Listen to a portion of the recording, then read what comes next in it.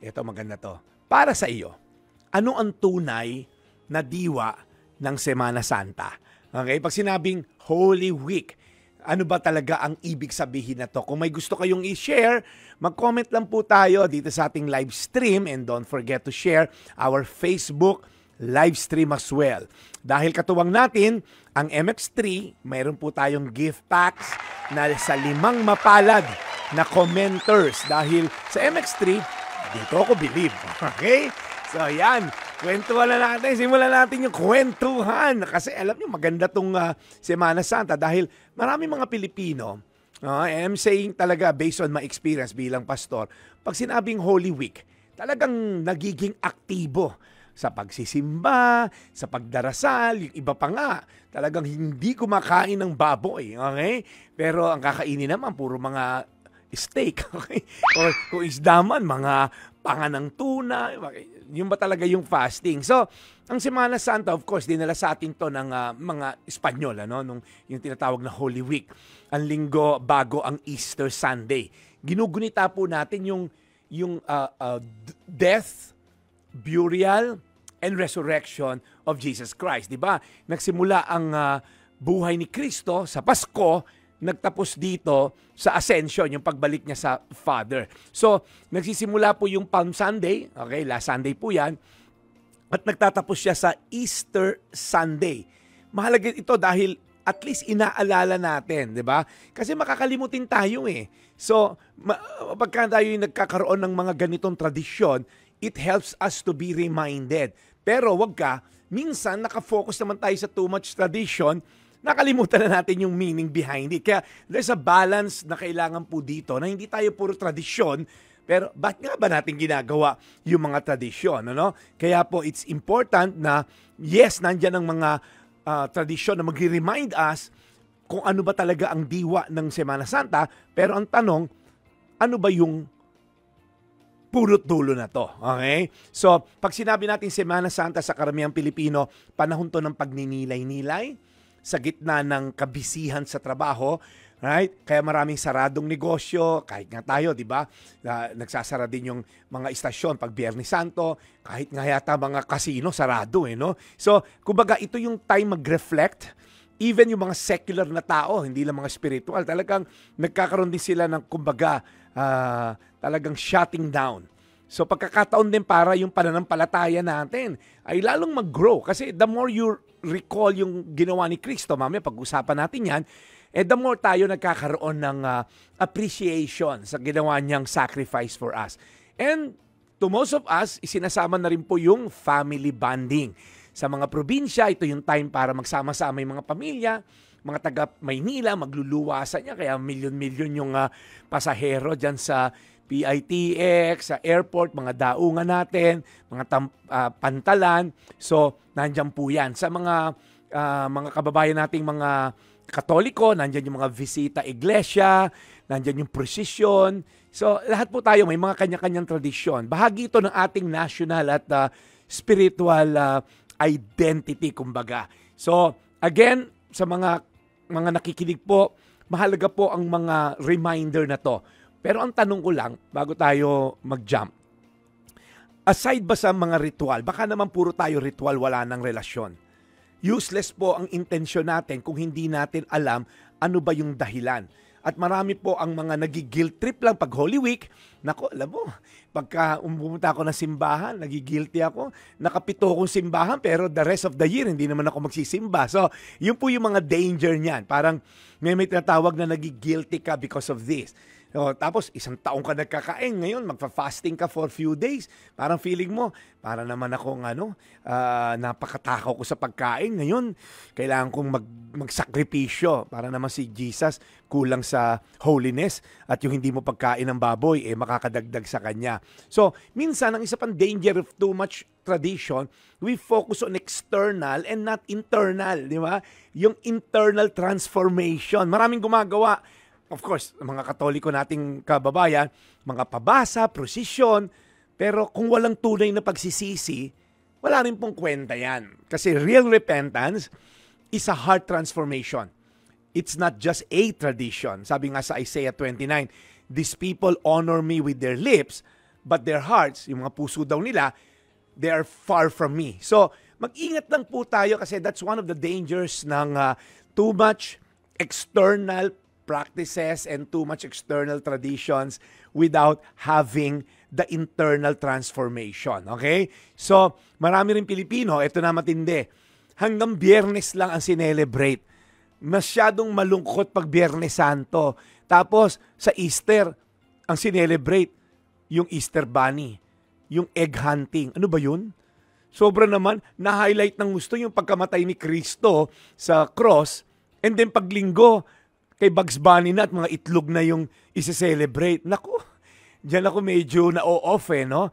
Yung ang daming selebrasyon ng Biyernes in terms of remembering the death of Christ, pero yung resurrection, biglang itlog at bunnies na wala naman sa Biblia. So, hindi po natapos ang story ni Jesus sa cross. Meron pong linggo ng pagkabuhay. In fact, sabi sa 1 Corinthians 15:17, if Christ has not been raised, your faith is futile. So, pagka daw po hindi natin kinomemorate o inalala yung pagkabuhay ni Kristo on that Sunday, baka naman ma-stuck tayo sa Biyernes. Ma-stuck tayo sa Biyernes Santo yung pagbumukha natin. Ma-stuck tayo sa Jesus patay. Kaya wala tayong pagasa sa buhay. Hindi ba meron ba rito na parang feeling mo, si Jesus hindi nakikinig sa dasal mo? Ikaw na nakikinig ngayon sa taxi. Okay, yan, nasa Grab ka ngayon. Ikaw na nandyan sa MBPS na yan. Feeling mo ba minsan, dasal ka ng dasal, hindi nakikinig ang Diyos? Ikaw na single mom na parang feeling mo walang sustento sa mga tatay itong mga anak mo at feeling mo mag-isa mong tinataguyod, dasal ka naman ng dasal. Pero some of you kinalimutan na nga magdasal kasi parang patay naman si Kristo, hindi naman nakikinig. To some of you struggling for healing, ang tagal na ng chemotherapy mo, ang tagal na ng dialysis, napangakuan kang merong organ donor pero parang ang tagal. So, I don't know, yung iba sa inyo na mag-asawa, naghiwalay, sumakabilang bahay yung mister mo. Alright? So parang feeling mo, kailan ba? Ang tagal ko na, Lord. So to some of you na si God kinonsider nyo na wala. Either bingi siya sa aking mga dasal, or kinalimutan na niya ako, or worst, baka patay na talaga siya. Baka doon lang tayo napako. So kaya, as we commemorate po itong diwa ng Semana Santa, magnilay-nilay tayo una. Ano ang sinakripisyo ni Jesus para sa iyo at para sa akin? Pangalawa mong gawin yung pagpapasalamat. Sa kabila ng ating kasalanan, minahal niya tayo at pinili niyang mamatay sa krus. And mamaya hihimayin natin yan. And of course, yung pagbabago, hindi lang pagninilay, hindi lang pagpapasalamat, but yung pagbabago. Dahil namatay siya para sa akin, mamumuhay naman ako para sa Kanya. Ang ganda, di ba? Since Christ died for me, for me to have life, now I'm gonna live my life for Him. At ang huli, yung pagpapalaganap. Yung salita ng Diyos, ibinabahagi natin yan sa iba, yung kaligtasan ng iba. Now, let's dive into our topic this afternoon. Pastor, bakit ba kinailangan magkaroon ng Semana Santa? Bakit ba kinailangan na si Jesus ay ipako sa krus, mamatay? Remember, si Jesus po, nung inaresto siya, nung Huwebes, okay, ng gabi, after niyang ipag-pray yung kanyang mga disipulo, and then merong ginawang mock court na hindi naman totoo yung mga naging witnesses para mabaon lang talaga to si Jesus, madiin lang talaga si Jesus sa kanilang mga false accusation, and then Jesus was crucified. Now, bakit po kailangang mamatay ni Jesus? Ito, maaring hindi nyo maintindihan to, pero this is very important. May verse sa Bible in 2 Peter 3:9, the Lord is not slow to fulfill His promise. Hindi raw po mabagal si Jesus para tuparin ang kanyang mga pangarap, as some count slowness. And says here, but God is patient toward you, not wishing that any should perish, but that all should reach repentance. Ano yung verse na to, Pastor? Parang naguguluhan naman ako. Ang verse na to ay nagsasabi, si Lord daw ay compassionate, si Lord daw ay slow in administering justice. Why?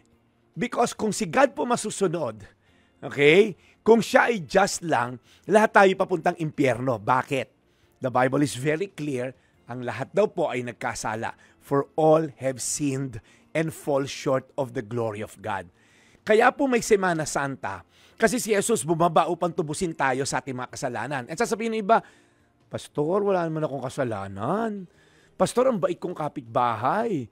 Dahil ang mabait na kapitbahay, walang password ang wifi. So, mabait ako, Pastor. Nagpapakain ako sa mahihirap. Pastor, may scholarship program ako. You see, good works has nothing to do with your sin. Hindi nababawasan ng good works o parang natitilt yung weighing scale na, oy, lamang na yung kabutihan versus sa pagiging makasalanan. Hindi po ganun yun. Sabi sa Biblia, tayo makasalanan by nature. We are sinful at our mother's womb. Ika nga sa Psalm 51:5. So, since tayong lahat ay nagmana ng kasalanan kay Eva at Adan, for all have sinned and fall short of the glory of God, ang problema mo at problema ko, since for all have sinned and fall short of the glory of God, dahil the moment ka ipanganak, you are tainted, ay meron na po tayong bahid ng magiging makasalanan, may problema tayo dahil sabi naman sa Bible, for the wages of sin is death. Ang kabayaran ng pagiging makasalanan ay walang hanggang kamatayan. So, pag tinignan nyo po, hindi ka mabait, akala mo lang. Kaya nga yung mga nanay natin, di ba, pag sinabing tinuturuan yung bata, 2-year-old, 1-year-old, mama, papa, ang pangatlong tinuturo na word, share. Anak, mag-share ka. Kasi by default, kahit 2-year-old, selfish yan. Hindi mag-share ng toys yan hanggat walang kapalit na mas magandang toy. Hindi yan mag-share ng spaghetti niya, gusto niya kanya. Because by default, we are sinful not because we sin. No. Baliktad. We sin because by default, by nature, we are sinful. Lumalabas lang yan at the right time. Akala mo mabait ka, nung niligawan nung crush mo yung best friend mo, lumabas na yung pagkamaldita mo. Lumabas na yung pagka-dragonesa mo. Kasi yung crush mo, niligawan yung best friend mo, all of a sudden, hindi mo pala mahal yung best friend mo. We are sinful by nature. By default, gusto mo makagulang. Pag may mangga, yung pisngi kukunin mo, hindi yung buto. Kasi by default, we're selfish. And that's what the Bible says. Hindi ko sinabi yon. For all have sinned and fall short of the glory of God. Ang lahat daw po ay makasalanan, wala ni isang pumasa sa righteous standard ng Diyos. Kaya kung titingnan mo, bakit may Semana Santa? Bakit kinailangan ni Jesus mamatay? Well, because kung hindi siya bumaba, kung di nangialam si God sa history ng mankind, for God so loved the world that He sent His one and only Son, kung hindi siya nangialam, kung hindi siya compassionate, we are all going to this one-way road going to hell. For all have sinned and fall short. Pastor, ang bigat namang lunukin. Ito pa mas mabigat lunukin, pare. Sabi sa Biblia, salvation is not a reward for the good things we have done. Hindi mo raw makukuha ang salvation o pagpunta sa langit sa pamamagitan ng pagiging mabuti because good people don't go to heaven. Hindi po napupunta sa langit ang mababait na tao alone. Because good works is not a basis for going to heaven. And that's very clear in the Bible, in Ephesians 2, not by good works so that no one can boast. Pag daw po good works ang basihan para mapunta sa langit, magkakaroon daw tayo ng entitlement sa langit at magpapayabangan tayo. Bakit mas maliit yung bahay ko, San Pedro? Paliwanag mo.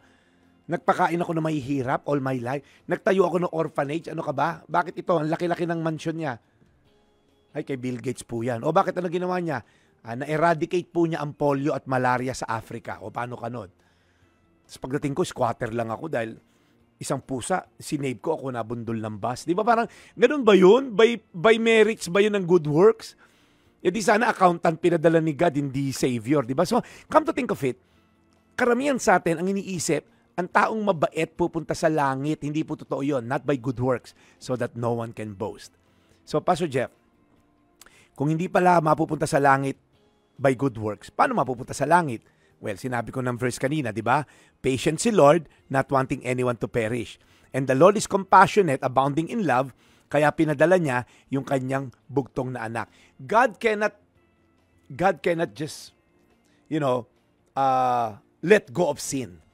Kasi po, si God by nature is just. Hindi pwedeng lahat ng rapist pumasok, lahat ng murderer, MWF, pasok sa langit. Hindi pwedeng ganun. Otherwise, hindi na siya just. Hindi na righteousness ang magiging pundasyon ng kanyang kingdom. So si God po is righteous and just. Kailangan niya pagbayaran itong kasalanan nyo sa akin. God demands payment for sin. Kaya nilagay daw niya sa isang cup, symbolically speaking, yung galit niya, yung cup of God's wrath. So, pag tinanong mo, Pastor, paano nagka-Holy Week? Bakit namatay si Jesus? Because we are sinful. We are all deserving to go to hell. But God, in His loving kindness, demanded payment for the sin natin sa Kanya.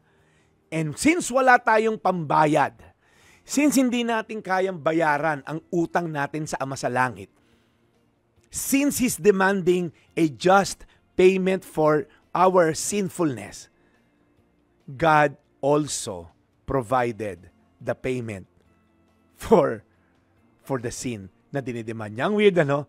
Parang, nagpautang ako ng 200 milyon, may utang kayo sa akin, dapat mamatay kayo lahat sa utang nyo, pero since hindi nyo mabayaran, yung anak ko na walang utang, yung anak ko na sobrang yaman, siya ang mamamatay on your behalf. Para yung utang nyo, hindi nyo nabayaran. Siya na nagbayad ng utang nyo sa akin by giving His life. That's why we have this what we call Semana Santa.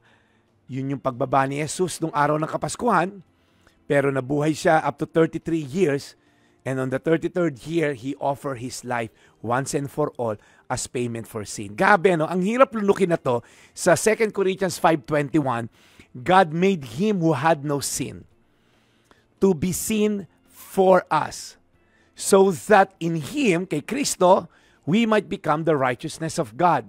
Naintindihan niyo po ba itong verse na to? Ginawa daw ng Diyos na makasalanan ang kanyang anak na walang kasalanan para sa kanyang gagawing pagkamatay sa krus, tayo ay magiging righteous sa mata ng Diyos. Kaya ang hirap lunukin ng Isaiah 53:10, it was the Lord's will to crush Him. Parang, plano ng Diyos patayin yung kanyang sariling anak? Yes. Hindi po pumatay kay Jesus mga Romano, hindi yung mga Pariseo, kasi kaya-kaya ni Jesus palampasan yun. I mean, He is God. But it was the Lord's will, sabi sa Isaiah 53:10, that Jesus Christ will die, will be crushed, and will cause Him to suffer. Kaya, if you're listening today, later on, we'll continue with the discussion, it's enough for you to understand.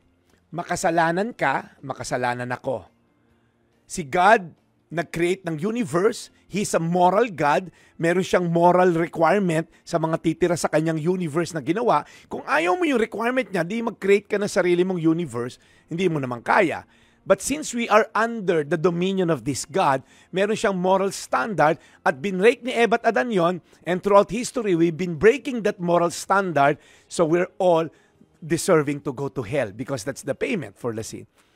But God provided a way.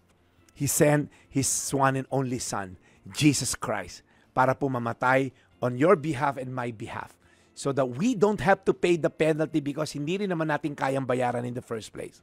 Not by good works. But Jesus Christ did it for you and me. That's why it is finished.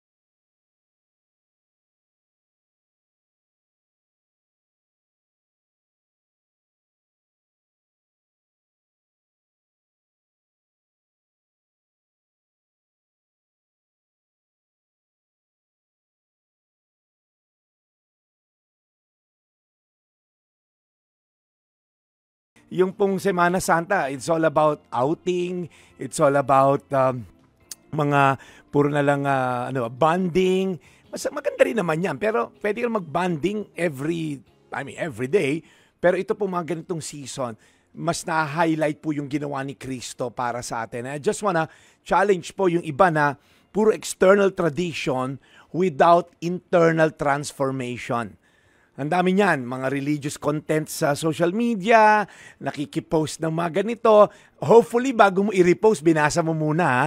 Kasi minsan, may ni-repost kang daily bread, hindi mo naman binasa. So, and personally also, mamaya, pag-usapan natin yung mga pwedeng mong ma-observe, magawa as observation of Holy Week.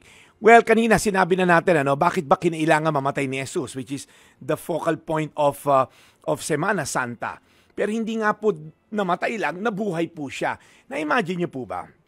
Makinig po kayo. Na-imagine niyo po ba yung araw na nabuhay si Jesus, yung Sunday morning? Alam niyo ba nung Sunday evening, pinuntahan niya yung mga disipulo niya?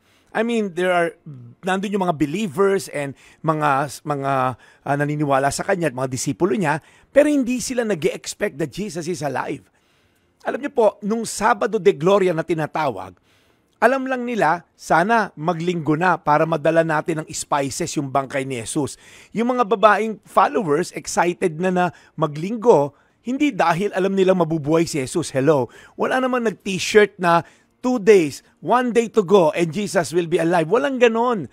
Wala sa kanilang naniwala that Jesus will be coming from the dead, magbabangon siya sa pagkamatay on the 3rd day. Although pinreach ni Jesus yon, inulit sa kanila ni Jesus many times, and yet, wala ni isa sa kanila. They were all afraid in that room. Takot na takot sila kasi they're thinking, baka tayo isunod ng mga religious leaders natin. Baka tayo isunod ng mga Pharisees at mga Romano. Baka tayo nasunod ipadampot at tayo na isunod doon sa krus. So, they were all afraid, and yet, Jesus visited them. Lumusot si Jesus, and we know the story. Si Jesus ay nagpakita, hindi para i-accuse sila. Hindi nagpakita si Jesus para sabihin na, ano kayo ngayon? Ha? Nilaglag nyo ako, lalo ka na Pedro, ha? 3 beses mo ako nilaglag bago tumilaok yung manok, ano ka? Sabi ko sa'yo, lalaglag mo ako. Hindi nagpakita si Jesus para i-condemn sila. Hindi sinabi ni Jesus na, sabi ko na, mabubuhay ako, wala ni isa naniwala sa inyo.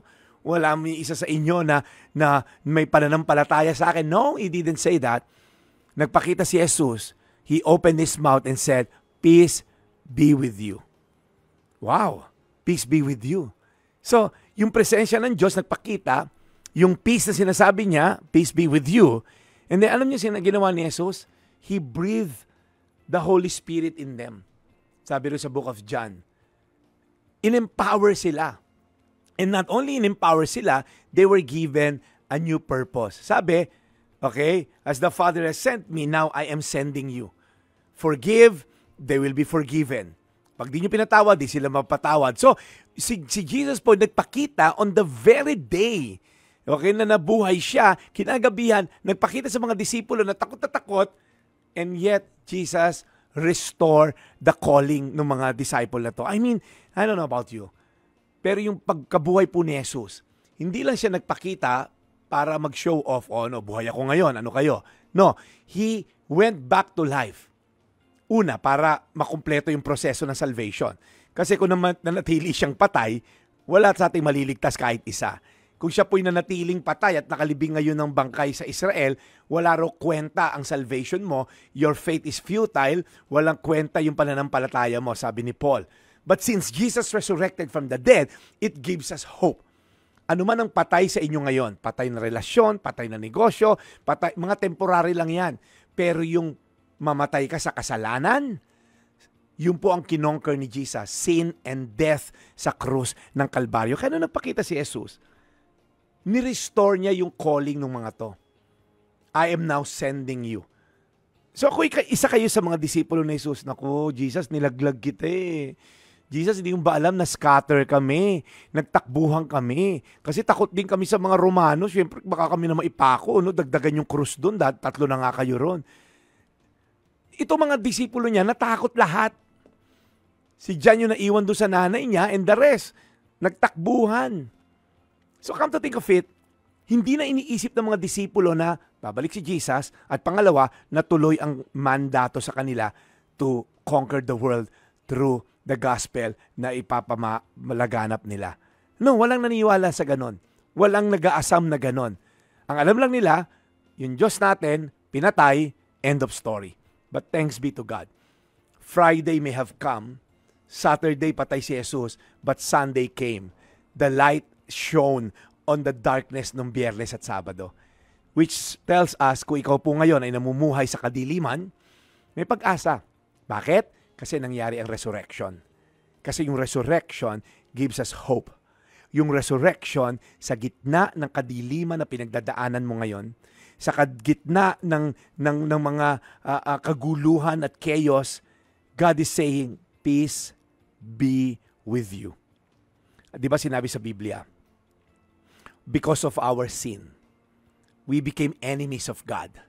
Nasira yung peace between God and men because of our sin.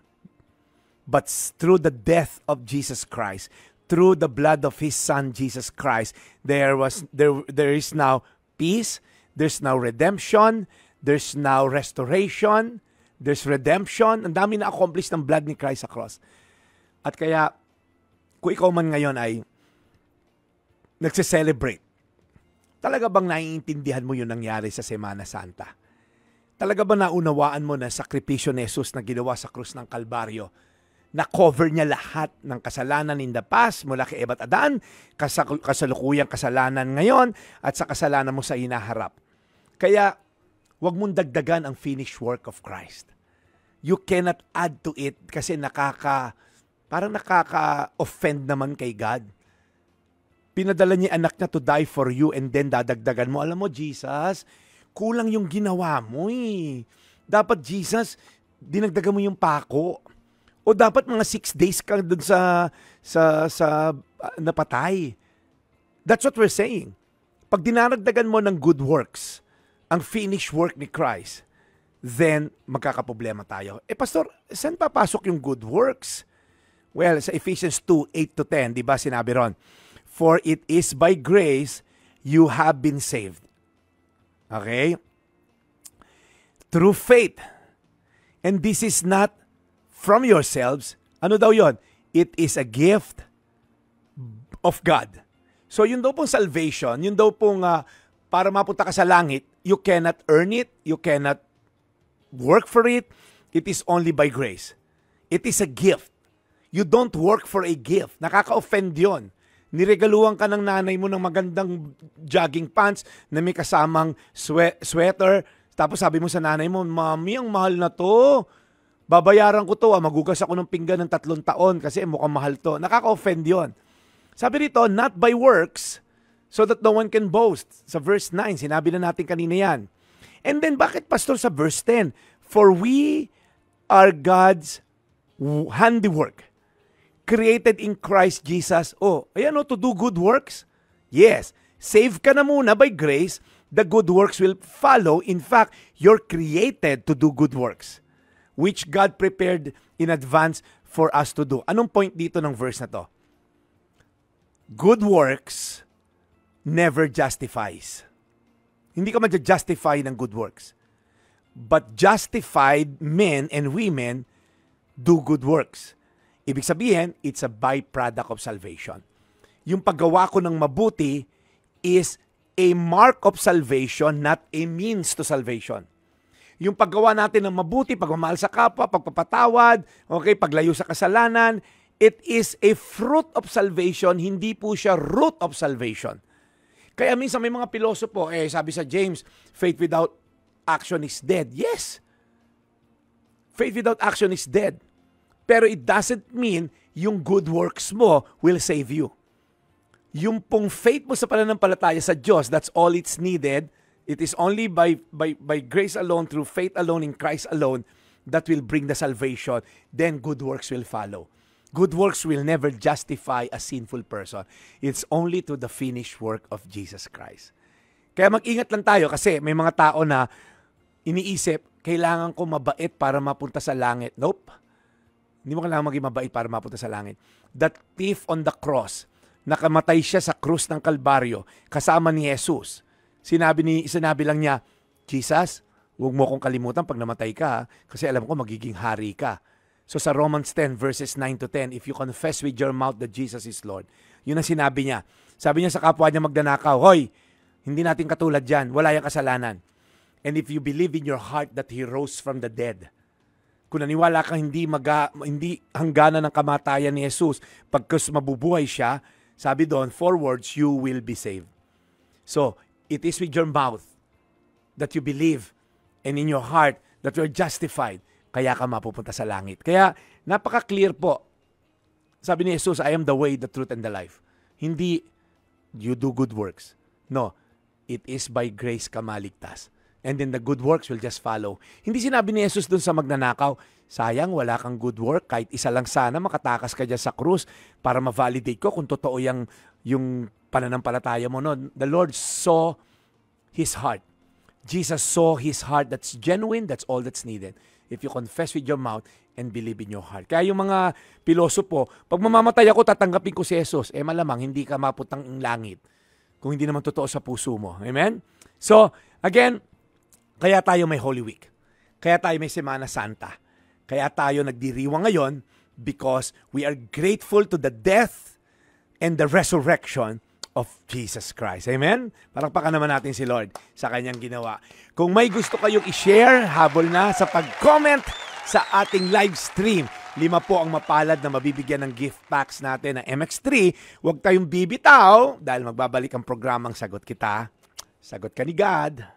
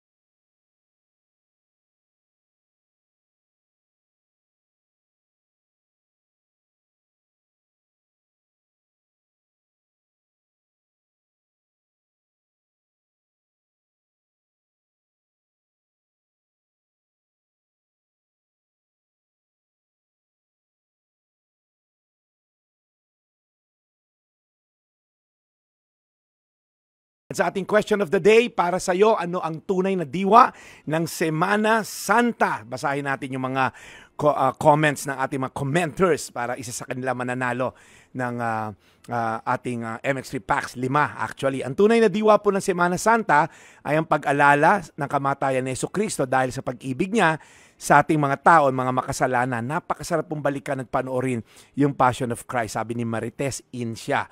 Sabi naman ni Rovelyn Tibay, magandang hapon, Pastor. Para sa akin, ang Semana Santa po ay araw po ng pagdarasal sa Panginoon dahil po siya ay nagligtas sa kasalanan ng sangkatauhan. Yan.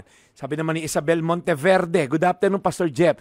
Para sa akin, ang diwa ng Semana Santa ay ang pagninilay-nilay natin sa ating mga nagawang mga kasalanan at pagsisisi sa ating mga nagawang mali. Sabi ni Ramel Maluto, magandang hapon, Pastor Jeff. Ang tunay na diwa ng Semana Santa ay pag-alala natin kay Jesus na pinako siya sa krus para tayo maisalba sa kasalanan. Ito rin panahon ng pagsisisi at paghingi ng kapatawaran. Antonio Mercader Papeleras, sa aspeto ng pang-espiritual na ugnayan natin sa Panginoon, nararapat bigyan ng kahalagaan ng Semana Santa. Para sa akin, ito yung panahon ng aking pagninilay-nilay sa lahat ng kasalanan at kabutihan na nagawa ko sa buong taon. Albert J. De Los Santos, para sa mas tumatag ang aking buhay spiritual ay ginagawa ko ay nagninilay-nilay, nagmumuni-muni sa bahay at nagbabalik tanaw ako sa mga nagawa ko na nakaraang panahon at alalahanin ang mga pagkakamaling nagawa para di muling gawin. Maganda yan, remind mo yung sarili mo. Sabi ni Gabriel Gumapo, ang Semana Santa ay isang mahalagang bahagi ng kalendaryong liturhikal. Lalim ng mga Kristiyano, lalo na sa ating mga Katoliko. Ito ay isang linggo ng pagdiriwang, pagnililay-nilay tungkol sa buhay, pagdurusa, kamatayan at muling pagkabuhay ni Heso Kristo. And last but not the least, sabi ni Maria Lourdes, ang Semana Santa ay panahon upang gunitain ang pag-aalay ng buhay ng anak ng Diyos na si Jesus upang matubos sa kasalanan ang sangkatauhan. So, salamat po sa inyong mga comments at sabihin na natin ngayon kung sino mga mapapalad na nagwagi ng MX3 gift packs natin. Okay. Unang-una sa listahan, si Maricer Insya. Yan. Si Rovelyn Tibay. Congratulations. Si Isadora Monteverde. Albert de los Santos. At ang huli, si Gabriel Gumapo. Gawin niyo po, i-message niyo po ang inyong mga detalye tulad ng address and contact details sa Sagot Kita Facebook po ni Cheryl Cosim. Huwag po dito sa comment section. Okay, sa Facebook page po na Cheryl Cosim.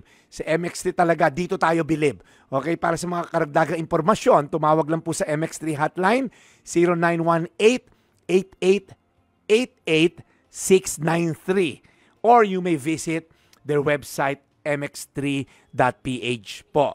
Yan. Grabe, ang bilis naman ng oras dito.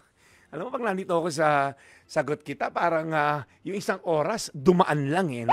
Pero isang oras to na napaka-productive. Gusto ko lang kayong paalalahanan. Meron akong last verse na lang dito na I think kailangan marinig to ng karamihan. Dahil ito yung verse na magbibigay daan upang tayo ay maligtas. Sabi sa 1:1:12, ngunit ang lahat ng tumanggap at sumampalataya sa Kanya ay binigyan niya ng karapatang maging anak ng Diyos. Ito pong verse na to ay isang imbitasyon. Wala pong kwenta itong mga pinaggagawa nating pag-ayuno, pagpuprosesyon, kung hindi ka naman anak ng Diyos. Nakiki-join ka lang sa mga tradisyon. Ang tunay na diwa ng Semana Santa ay ang pagtanggap sa ginawang pagkamatay, pagkabuhay, sa finished work of Christ sa cross. Kung hindi mo tatanggapin ito, ay wala rin kwenta ang mga pinaggagawa niyong tradisyon. Yan ay external practices lang at hindi magdudulot ng internal transformation and salvation. Kaya sabi sa 1:1:12, sa lahat ng tumanggap at sumampalataya sa Kanya, ay binigyan niya ng karapatang maging anak ng Diyos. Tayo po'y manalangin, kung ikaw ang tao na to, na tinatanggap mo si Jesus at nananampalataya ka, na siya'y namatay para sa'yo, para mabigyan ka ng buhay na walang hanggan, ikaw ay manalangin, sundan mo ang aking panalangin ito. Panginoong Jesus, salamat po sa kapatawaran na binigay ng iyong anak na si Jesus. Sa kanyang pagkamatay sa krus, ako'y nabigyan ng buhay. Simula ngayon, Jesus, ako'y nagsisisi sa lahat ng mga nagawa kong kasalanan. Patawarin niyo po ako sa aking mga pagkakamali. Simula ngayong araw na to, ikaw lamang ang aking sasambahin at pupurihin ngayon at magpakailanman. Ito ang aking dalangin sa pangalan ni Jesus. Amen, amen, amen, amen. Yun. Woo, thank you Lord, thank you Lord. Ako po'y natutuwa na hindi nasayang isang oras nyo dahil nagkaroon tayo ng pagkakataon na magkausap-usap about sa diwa talaga ng Semana Santa.